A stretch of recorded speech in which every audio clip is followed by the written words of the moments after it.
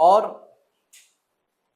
اب ہم ایک اور چیز سے چلتے ہیں کہ دیکھیے، نہیں بس یہ نہیں کہ اللہ نے اصحاب کہف کو سلایا، بلکہ کہتے ہیں قرآن نے کہا کہ کروٹ بدلتے رہے، from left to right and right to left.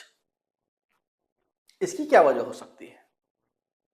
As a medical practitioner جب ہم کرونکلی ال پیشنٹس کو ٹریٹ کرتے ہیں جاتے ہیں تو ہمیشہ اس کے پریشر پوائنٹس کو ہم لوگ دیکھتے ہیں کہ کہاں کہاں پریشر پڑ رہا ہے۔ ہوتا کیا ہے کہ جہاں پریشر پوائنٹس ہوتے ہیں وہاں پہ جو بلڈ سپلائی ہے وہ کم ہو جاتی ہے، اور جو بلڈ سپلائی کم ہو جاتی ہے تو اسکن گیو اوے کر جاتا ہے، ایک السر بن جاتا ہے، اس کو کہتے ہیں بیڈ سور۔ اسی طرح ایک اور چیز ہے D V T, deep when thrombosis. تو اس کو پریونٹ کرنے کے لیے، اس کو محفوظ رکھنے کے لیے جسم کو اللہ نے کروٹ بدلتے رہے۔ اللہ نے اصحاب کہف سے وہ اس پوزیشن میں بھی چینج کرتے رہے اپنے پوزیشن کو، from left to right and right to left. دوسری چیز ہوئی کہ بلنکنگ آف دا آئیز، پلک جھپکتی رہی۔ یہ کیوں؟ اگر بہت دیر تک پلک بند رہے، آنکھ کی پلکیں بند رہے تو کیا ہوگا؟ جو آپٹک نرو ہے وہ ڈیمیج ہو جائے گا اور بلائنڈنس ہو جائے گی۔ اسی طرح اگر آنکھ کھلی کھلی رہے تو ایک چیز ہوتی ہے آنکھ میں، اس کو کہتے ہیں کارنیا، وہ ڈرائی ہو جائے گا، اس کو کہتے ہیں کارنیا زیروسس، اور الٹیمیٹلی پیشنٹ بلائنڈ ہو جائے گا۔ آپ دیکھ رہے ہیں کیسے کیسے اللہ نے حفاظت فرمائی، نیند میں سلا کے بھی ان چیزوں کا اللہ نے اہتمام رکھا۔ اب یہاں پہ سوال ہوتا ہے کہ کیا کوئی انسان 300 سال تک سو سکتا ہے؟ Is it possible؟ آپ لوگوں نے ہائبرنیشن کا نام سنا ہے؟ یہ ایک ایسی پریکٹس ہے کہ خوراک سے بچنے کے لیے اور ٹھنڈ سے بچنے کے لیے کچھ جانور پریکٹس کرتے ہیں۔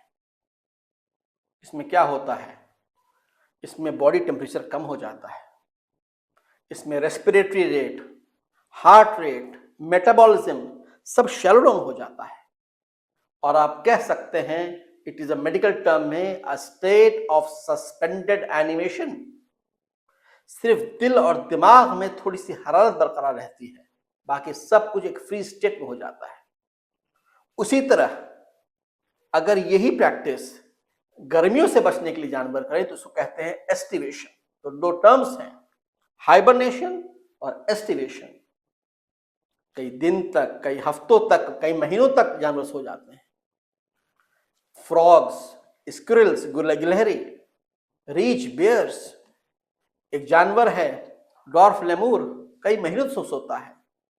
کچھ بیئرز کی اسپیشیز 6 سے 8 مہینے سو جاتے ہیں۔ اور اس پہ سب سے بڑا کام جو کیا ہے وہ 2010 سے 2016 تک ناروے کے انگلینڈ یونیورسٹی میں پروفیسر ہیں اپلائیڈ سائنسز کی، ڈاکٹر ایلینا ایوانس، اور انہوں نے بتایا 16 اسپیشیز پہ انہوں نے کام کیا بیئر کے، اور انہوں نے یہ بتایا کہ ہائبرنیشن میں باڈی کا گروتھ تک رک جاتا ہے۔ لیکن کیا یہ پاسبل ہے ہیومن ہائبرنیشن؟ تو جانوروں کی بات تھی۔ قرآن نے کیا کہا کہ سورج کی شعائیں آ رہی تھیں اور جلی جا رہی تھیں، گویا اللہ نے کم سے کم حرارت برقرار رکھی دل و دماغ کے لیے۔ اسی طرح 1900 میں 1900s میں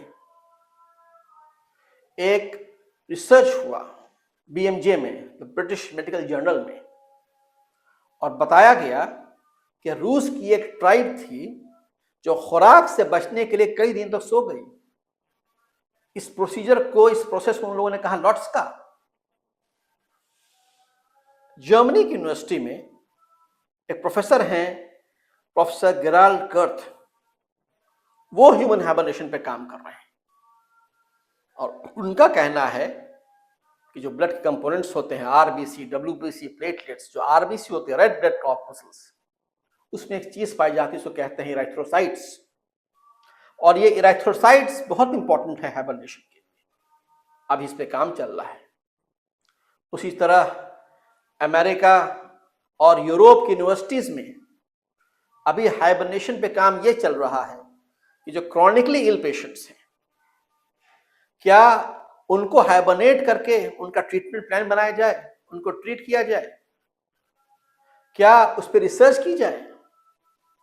اسی طرح یوروپ کے جو اسپیس ایجنسیز ہیں، یورپین اسپیس ایجنسی، نومبر 2019 میں ایک رپورٹ شائع ہوئی کہ کیا ہم ایسٹرونٹس کو خلا میں بھیج سکتے ہیں، اس سفر جو لمبا سالوں کا سفر ہوتا ہے ہائبرنیٹ کر کے، تو اس پہ کام ہو رہا ہے۔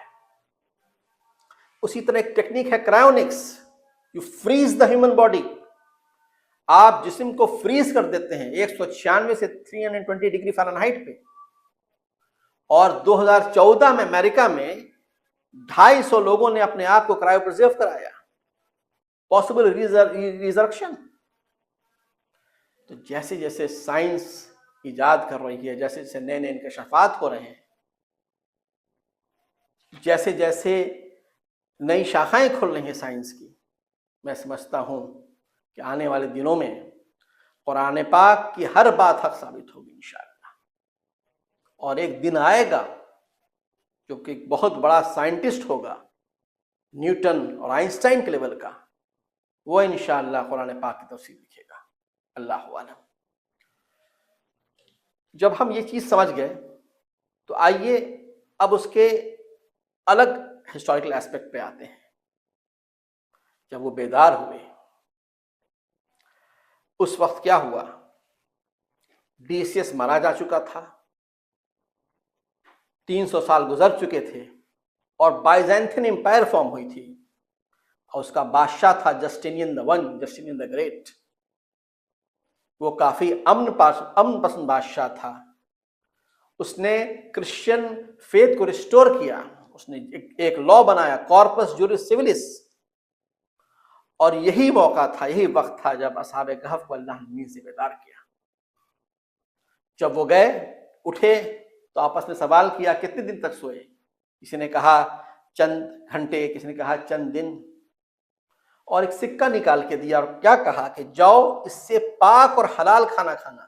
بہت غور سنیے، یہ پاک اور حلال کھانے کی بات کیوں کی؟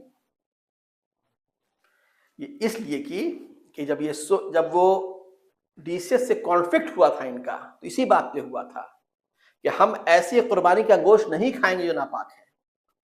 تو اللہ نے 300 سال بعد بھی ان کے سب کانشیس مائنڈ میں یہ بات کو رکھا۔ آپ دیکھ رہے ہیں کہیں نہ کہیں 300 سال سونے کے بعد بھی ان کے سب کانشیس مائنڈ میں یہ بات تھی کہ ہمیں حلال کھانا کھانا ہے، حرام کھانا نہیں کھانا ہے۔